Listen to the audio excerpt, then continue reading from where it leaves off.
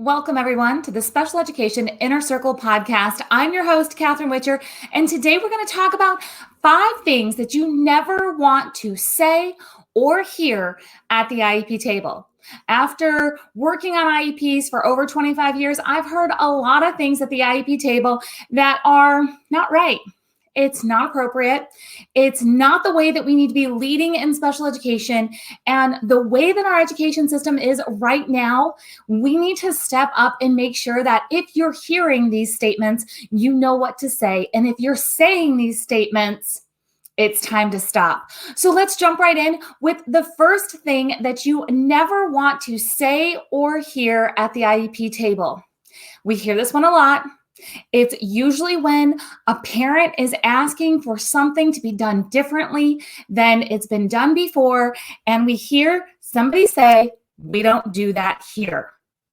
"We don't do that here" is a cop-out. We absolutely can do that here. We might need to do it differently than what the parent is asking. We may need to really step out of our comfort zone to get this done. But "we don't do this here" just means that you haven't done it before. Most of the time when a parent is asking for something to be done inside of the context of an IEP meeting for their special education programming for their child, it's not something that is out of the ordinary for another district. They probably got the idea from a fellow special needs parent or from a parent support group or maybe even from another special education teacher. They typically have some type of basis for what they're asking for, why they're asking for it, and I hope that they brought the data to support why they're making the big ask. But no matter what the situation of why a parent is asking, "We don't do that here" is not something that you ever should say or hear. One of the things that you can say back is exactly what we just talked about. A lot of times the reason you hear it is because the school district hasn't done it in the past. So you can say, "Well, I know that you may have not done this in the past. However, how can we move forward and explore this?" If it's an outright no, "We don't do that here," you can also ask, "Where is the data to support your decision?" Again, if you're going to make a unique ask as a special needs parent, you need to make sure that you have the data to support that ask. And if you're hearing a no, you absolutely can ask for the data to support the no. Now, most of the time, this is not the teacher or the therapist who's saying no. This is an administrator who is saying, "We don't do that here," because it's not standard procedure, and that's okay. So let's step into just for a second into the purpose and findings of IDEA law. If you're new here to the Special Education Inner Circle podcast, then get ready to take some notes. If you've been listening for a while, you know how this goes. The entire purpose and findings of a child's IEP, we know it as to provide a free and appropriate public education, but it's also to meet a child's unique needs and to prepare them for further education, employment, and independent living. Now, that unique needs part right there, now I'm not making this up, really, you guys can go Google purpose and findings of IDEA law. You'll absolutely find it. That unique needs is typically where this ask is coming from at the IEP table. When a parent is asking for something unique, such as, in fact, I got something in my inbox not that long ago, just a few days ago, where a mom is using ABA therapy at home and in a clinic in the community, and it cuts into the school hours. So she wants to create a modified program where the school is in, the child's in school part of the time and is in the ABA program the other part of the time. She's not even asking the school to pay for the ABA therapy. She just needs a modified schedule, a modified attendance for her child. And she got an immediate, "We don't do that here." Absolutely, a situation like that can be done. And there has to be data to support it. There has to be data to make sure that we're making the right decision as a team with collective knowledge, but it absolutely can be done. The next thing that you never want to say or hear at the IEP table is, "Let's just wait and see." Who has heard that one before? We'll just wait and see. Here's the thing. I totally get that sometimes we can't make decisions right away. that we need more information, or we got to go check in with somebody who needs to be part of the discussion and they weren't at the IEP meeting. I totally get that.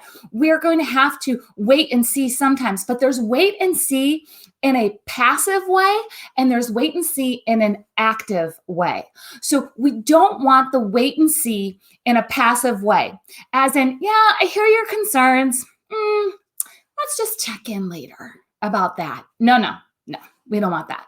If you're going to do a wait and see, you need to make sure that we're going to wait and see and take data in the meantime. Or we're going to wait and see and we're going to go do that consult with somebody else. Or we're going to wait and see and we're going to collaborate and try some new strategies and then take notes on that.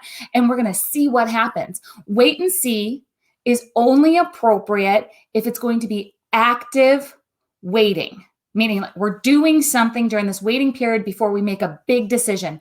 Maybe we're going to make some changes in a child's supports and accommodations before we move them to a different placement. So instead of saying, well, let's just wait and see how next semester goes, and then we'll explore other placement options. Instead, we're going to wait and see. And during this time, we're going to do some things differently. We're going to take down some information. We're going to collaborate. Then we're going to reconvene. There's a timeline on it. We're going to reconvene and then we'll see what happens next. So that timeline piece is also very important when you're doing an active waiting period, like you're doing something during this period of wait and see. You need a time for that wait and see to stop. All of you have experienced that conversation that happens at the IEP table. It says we're just going to wait and see, and then nobody checks in on it later. And 6 months goes by and you realize like, wait, there was no follow-up on this? No, because you were in a wait and see situation, and that's not where you want to be. So just remember, if you hear wait and see, you don't have to get upset. You can actually, if you're the teacher and you hear one of your colleagues say, let's just wait and see, you can participate in the conversation and say, okay, so while we're figuring this out, what kind of data should we be taking? When are we going to reconvene? What are we going to do next? So you can absolutely move this conversation along. And as a parent, you can do exactly the same thing. The third thing that you never want to hear or say at the IEP table is, we don't have the money for that. See, here's the thing. Federal law says that your child gets a free and appropriate public education to meet their unique needs to prepare them for further education, employment, and independent living. It doesn't say based on the district's funding. It doesn't say that. Now, I know the federal government made these big promises of how much money they were going to give individual states to make sure that IDEA law was funded. I know that districts are going through, budget issues. They always are. They always will be. It's just part of public education. All right. So the budget is absolutely 100% not an appropriate topic for the IEP table. Shut that down. Don't participate in that conversation. Absolutely say, you know what? I understand that budgeting is a concern of the districts. However, my child is entitled to an appropriate education, and we need to stay on topic of my child's education because the budget is not a topic of this IEP. So you just want to redirect to stay on topic. I know that sounds really direct, but you got to shut that one down real fast because making decisions based on funding, actually, if you're a teacher or an admin who has said that before, be real careful because having done this for a really long time and helping parents through situations, the minute I hear that as a master IEP coach, as a person who's supposed to be finding all the loopholes that are happening in a child's education, that sticks out really bad. Where I'm saying, oh, so you should be doing better, but you're not because of money. Oh, I just now found a big open door to walk through and figure out what else is wrong, what else is being held back because money is an issue. So just keep in mind, guys, this is a big red flag. If you hear that, that means it's not just about this issue, whatever brought up that comment of we don't have the money, it's something else going on a big picture, meaning like there's more issues most likely in the programming than you're even aware of. If you ever hear IEPs are only for academics. That's another one that you never want to hear or say. IEPs are not just for academics. Absolutely not. I've already said it twice. I won't repeat the entire thing a third time, but remember, we just said prepare a child for further education, employment, and independent living. That's a whole heck of a lot more than just keeping up with the curriculum and the general education.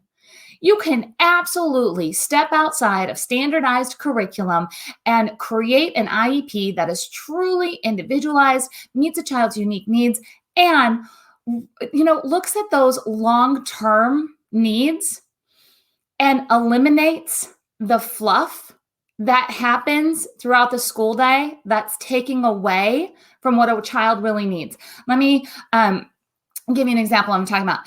If you really look through a child's school day and you figure out how much time are they spending on things that are important to prepare them for further education, employment, independent living, and how much time are they spending on other stuff that's not relevant long-term, because there's a lot of that.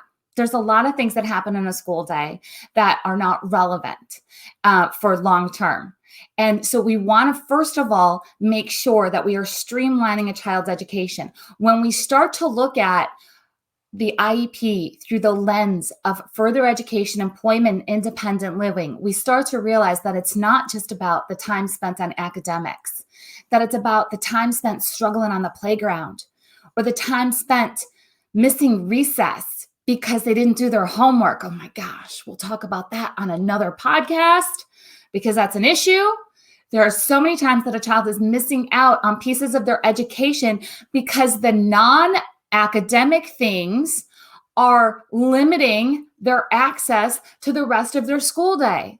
So absolutely, if you have a child that is struggling with executive functioning, they're struggling with self-help skills, they're struggling with the skills that are truly going to make them independent as they grow up and go through these school years, we need to refocus and start to redefine what is a meaningful education for this child inside of the school day and look at every piece of the day broken down.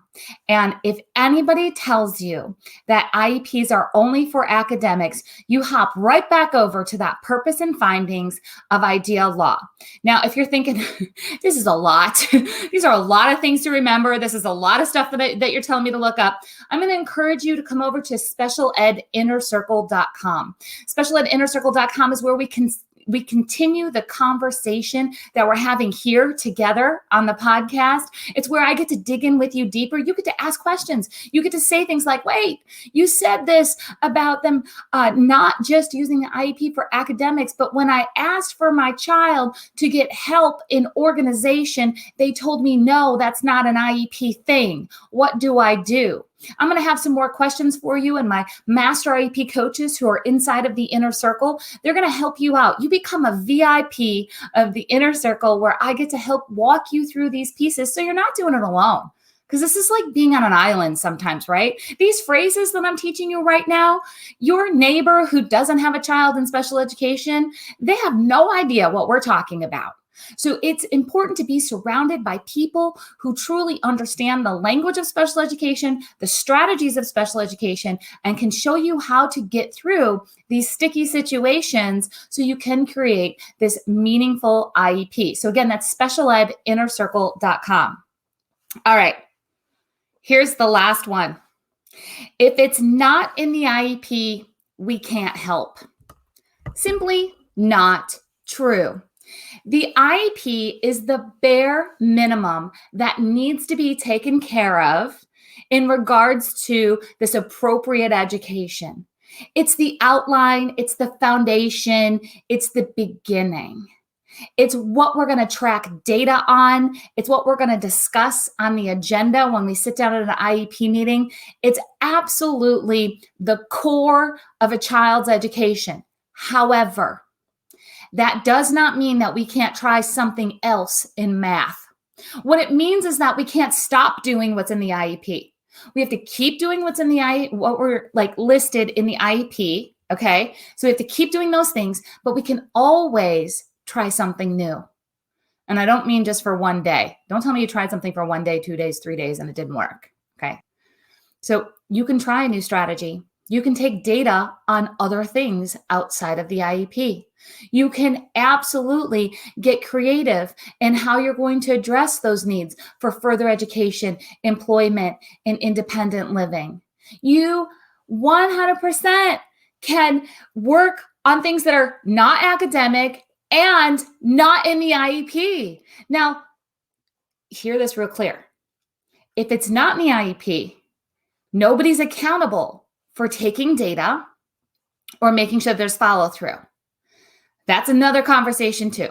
All right. So don't take verbal promises at the IEP table as a guarantee that something's going to get done. That's not what I'm talking about. I'm talking about when a teacher says, I can't try this reading strategy because the IEP says we have to use this other reading strategy. Not true. You can use the other reading strategy and you can implement something different and start to take data on that. Just because you're trying something new doesn't mean that you have to stop what's written in the IEP. So it's okay to get creative. In fact, why would I change an IEP without taking down some information on if the new strategy is going to be successful or not? We would be changing IEPs all the time. In fact, that happens a lot. People who have 4, 5, 6, 7, a dozen IEP meetings, and yes, that's for one student. It's because they keep on trying new things and putting it into the paperwork to try it. It doesn't work. So then they all have to come back together. And every time we go to an IEP meeting, we're taking away team members from working hands-on with their students. I'm not saying IEP meetings are not important. I'm not saying that they're not critical to what needs to happen. What I'm saying is let's have as few as possible and get it done right the first time, maybe the second time if needed, maybe a follow-up. All right. But you absolutely can try new things outside what is written in the IEP. The key is that you just can't stop what you are already doing. All right, so you guys heard me mention that I have master IEP coaches inside of the Special Education Inner Circle. If you're curious, what's a master IEP coach? You're thinking, I want to master all of this IEP stuff and I want to help other people. That's at masteriepcoach.com. Our next session will be starting soon. They only run 3 times a year. So the next one is coming up. So if you're like, nope, I just need to take care of me right now.